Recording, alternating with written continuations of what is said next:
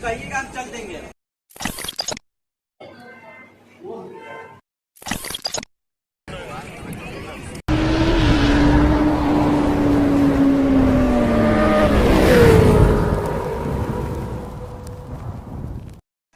तो नमस्कार दोस्तों, जैसा कि हमने आपको बताया था कि हम शाम होने का काफ़ी देर से इंतज़ार कर रहे हैं। फाइनली गाइस शाम हो चुकी है। आइए अब आपको शाम को कॉरिडोर का नज़ारा दिखाते हैं। मैंने आपसे बहुत सारे बड़ी बड़ी बातें की कि शाम को कॉरिडोर का नज़ारा ऐसा होता है, वैसा होता है। आप भी सोच रहे होंगे बंदा झूठ बोल रहा है, सच।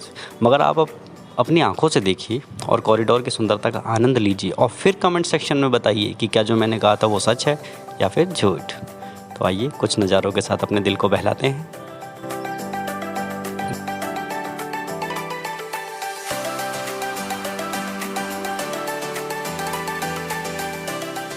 दोस्तों शाम के समय पे जब ये मूर्तियों पे लाइट पड़ती है ना, तो मूर्तियों की शोभा दोगुनी बढ़ जाती है। ऐसा लगता है जैसे कि अब ये मूर्तियाँ चल पड़ेंगी। और कॉरिडोर की दीवारों की तो बात ही अलग है। ये ऐसे चमकते हैं जैसे एकदम गोल्ड प्लेटेड हो भाई।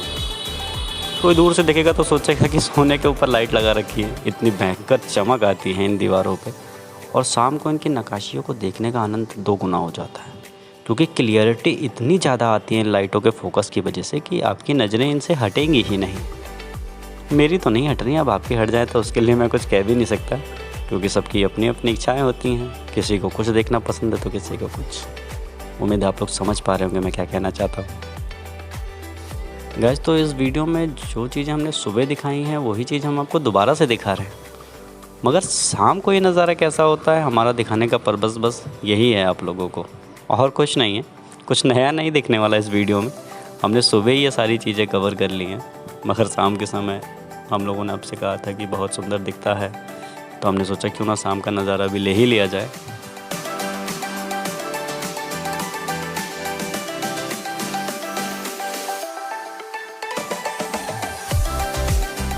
यहाँ शंकर जी की आंखें पार्वती जी दबा रही हैं, छुपा रही हैं, छुपा है रही हैं। वैसे आंखों में दर्द नहीं होता गाइस, और होता भी तो उसे दबाया नहीं जा सकता।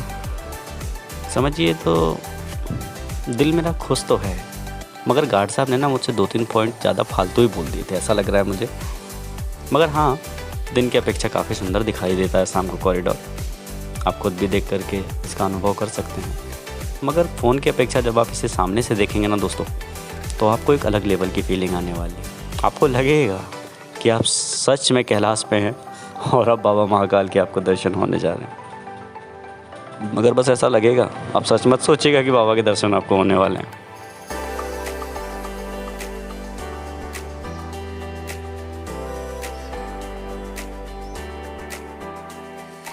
शाम को सारी मूर्तियों की रौनक 2 गुना बढ़ जाती है। कुछ बात तो है बाबा के कॉरिडोर में, ये बात है दोस्तों। मगर आप जितनी देर भी यहाँ रुकेंगे तो आपका मन नहीं भरेगा इस कॉरिडोर से।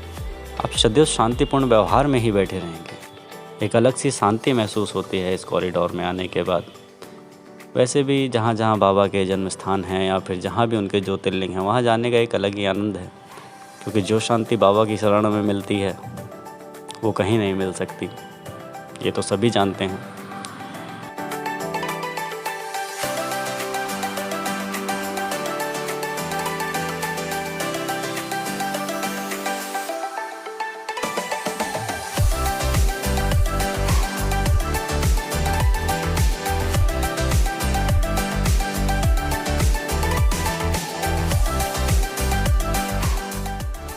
गैस पूरा कॉरिडोर घूम तो लिया है हमने, मगर मैं जेन्युइन बताऊं तो मेरा अभी मन नहीं भरा उज्जैन से।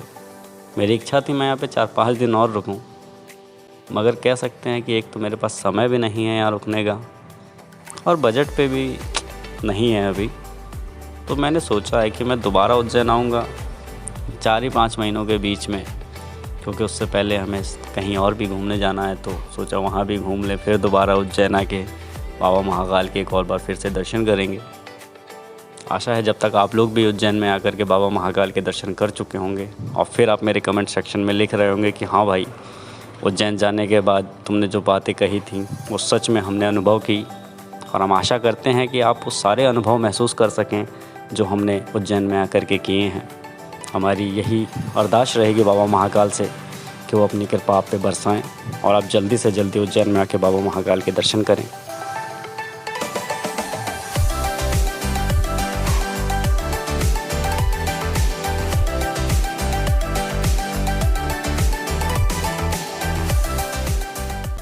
फाइनली गाइस कॉरिडोर से बाहर आ चुके हैं। बाहर से बाबा का मंदिर कुछ इस तरीके से दिखता है हम लोगों को।